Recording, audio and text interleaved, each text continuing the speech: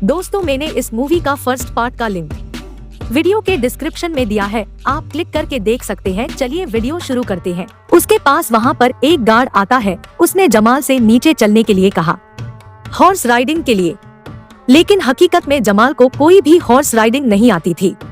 उसकी अजीबोगरीब हरकत देखकर सभी लोगों का मनोरंजन हो गया। जमाल की इन हरकत पर राजा को भी हंसी आ गई। अब राजा ने उसको रात को पार्टी में बुलाया।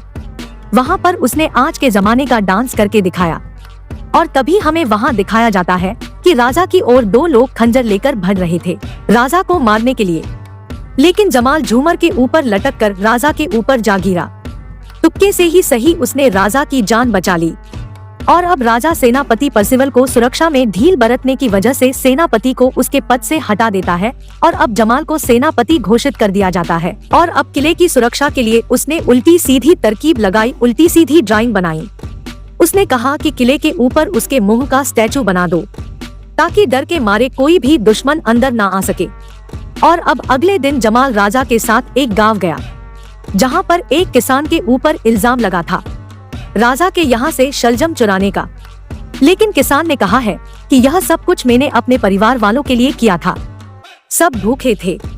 लेकिन राजा ने किसी की ना सुनी इतनी छोटे गुनाह के लिए।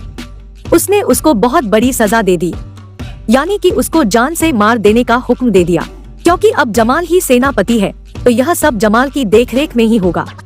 राजा के जाने के बाद जमाल ने उस किसान से कहा, कुछ पैसे देकर यह से भाग जा, नहीं तो यह लोग बहुत पागल है, एक शलजम के ऊपर तुझे जान से मार देंगे। और अब जमाल रात को विक्टोरिया से मिलता है जो उसके साथ मिलकर राजा को गद्दी से हटाने के लिए बोलती है, उससे मदद मांगती है। लेकिन जमाल यह कहकर और सोचकर पीछे हट गया। जब राजा एक शलजम के ऊपर जान से मरवा सकता है तो उसके कत्ल के इल्जाम में क्या कुछ नहीं कर सकता। और अब विक्टोरिया उसको बुज़दिल कहकर वहाँ से चली गई। आधी रात को एक औरत जमाल के पास आई। उसको लगा कि यह विक्टोरिया है। अब अगली सुबह हमें दिखाया जाता है नॉर्मंडी से आने वाला मिनिस्टर वहाँ पर पहुँच गया और अब राजा को पूरी तरह समझ में आ गया था कि जमाल ने उनके साथ धोखा किया है। और तभी राजा मिनिस्टर और सेनापति के साथ जमाल के पास जा पहुँचा। वहाँ जाकर नॉर्मंडी से आए मिनिस्टर ने शादी कैंसिल कर दी क्योंकि जमाल के साथ राजा की बेटी होती है जिसकी शादी नॉर्मंडी के राजा से होने वाली थी। और अब राजा ने जमाल को एक कोठरी में दो अपराधियों के साथ बंद करवा दिया। और अब बातचीत के दौरान उन दो लोगों ने जमाल को लेजेंडरी ब्लैक नाइट की कहानी सुनाई जिसने ड्रैगन को मारकर मुंह से आग उगलने की ताकत को हासिल किया था। और अब अगले दिन जमाल को सभी लोगों के सामने लाया गया उसको जान से मारने के लिए। अपनी जान बचाने के लिए जमाल सबके सामने जोर जोर से चिल्लाने लगा कि वो फ्यूचर से आया हुआ एक जादूगर है और अगर उसको कोई खरोच भी आई तो सबको जलाकर राख कर देगा। अपनी बात साबित करने के लिए उसने लाइटर जलाने की कोशिश की, लेकिन बदकिस्मती से वो जला नहीं और अब उसको जान से मारना होगा। लेकिन तभी जल्लाद के गले में एक सेब का टुकड़ा फंस गया और अब सबको लगा कि यह सब कुछ जमाल ने किया है और जमाल ने भी हाँ में हाँ कर दी। और उसने कहा कि अगर किसी ने मुझे कुछ भी कहा तो सबका यही हाल कर देगा। और अचानक से वहाँ पर आग भी लग जाती है जिस वजह से लोगों को और भी उसकी शक्तियों का यकीन हो जाता है। दरअसल बाहर से बागियों का एक झुंड किले के ऊपर आग से हमला कर रहा था जिस वजह से वहाँ पर आग लग जाती है और विक्टोरिया की मदद से वह तीनों लोग वहाँ से निकल गए।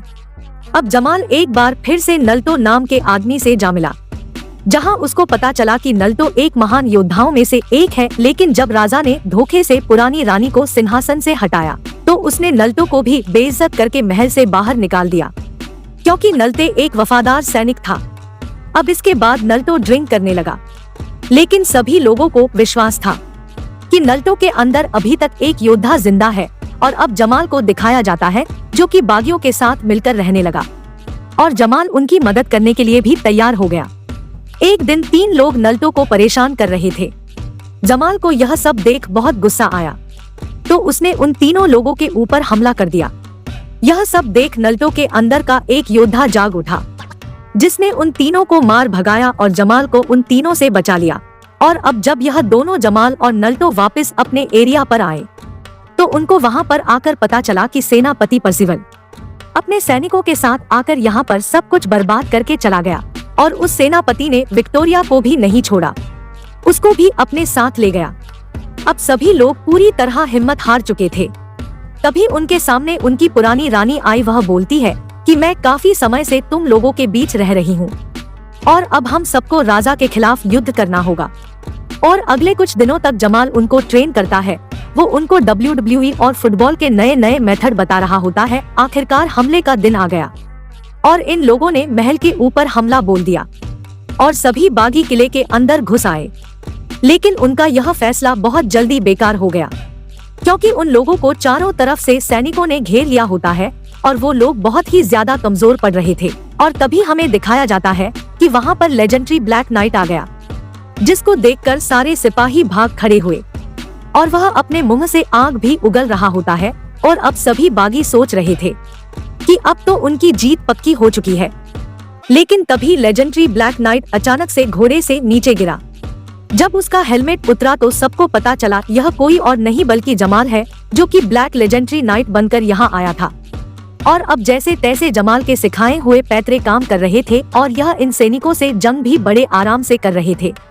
उधर हमें घबराए हुए राजा को दिखाया जाता है और सेनापति परसिवल ने राजा को किले से नीचे फेंक दिया, क्योंकि सेनापति परसिवल खुद ही राजा बनना चाहता है। और उसने नल्टो को तीर मारकर घायल कर दिया। और अब विक्टोरिया की आवाज सुनकर जमाल विक्टोरिया को बचाने पहुंचा तो तभी वहां पर जमाल और परसिवल के बीच लड़ाई छिड़ गई और यहाँ पर जमाल परसिवल के ऊपर भारी पड़ गया। नल्टो के सिखाए हुए पैतरे जमाल यहाँ पर अपना रहा था और आखिरकार उसने परसिवल को हरा दिया। अब जैसे ही जमाल विक्टोरिया की बंदी रस्सी खोल रहा होता है तो पीछे से परसिवल उसके ऊपर हमला करने के लिए आ रहा था, लेकिन तभी तीर मारकर नल्टो ने उसको मार दिया। आखिरकार इन लोगों की जीत हो गई और जमाल यहाँ पर सबका हीरो बन गया। और अब जमाल समझ गया था कि उसका काम यहाँ पर पूरा हो चुका है। उसने सबको अलविदा कहा और अब अचानक से उसकी आंख 21वीं सदी में खुली और उसको एक नर्स ने बताया कि वह बेहोश होकर एक गड्ढे में गिर गया था। लेकिन जमाल को पूरा यकीन था कि जो भी उसने देखा है वो एक सपना तो नहीं हो सकता है और अब वह मेडिवल थीम पार्क के बारे में सब कुछ जानता था। तो उसने अपनी बॉस को सुझाव दिया अपने थीम पार्क को बेहतर बनाने के लिए और अब जल्द ही इनका पार्क पहले से बहुत बेहतर चलने लगा। एक दिन इसको वहाँ पर एक नेपोलियन नाम की लड़की मिली, जो बिल्कुल विक्टोरिया की तरह दिखती थी और नेपोलियन को भी जमाल कुछ जाना पहचाना लगा। हालांकि वो जमाल को जानती नहीं थी, लेकिन फिर भी उसका इंटरेक्शन उसकी और हो रहा था। और इसी के साथ इस मूवी के एक हैप्पी एंडिंग हो जाती है। अगर आपको मेरा एक्सप्लेनेशन जरा सा भी अच्छा लगा हो तो मुझे सपोर्ट जरूर करें अपने लाइक और सब्सक्राइब के साथ।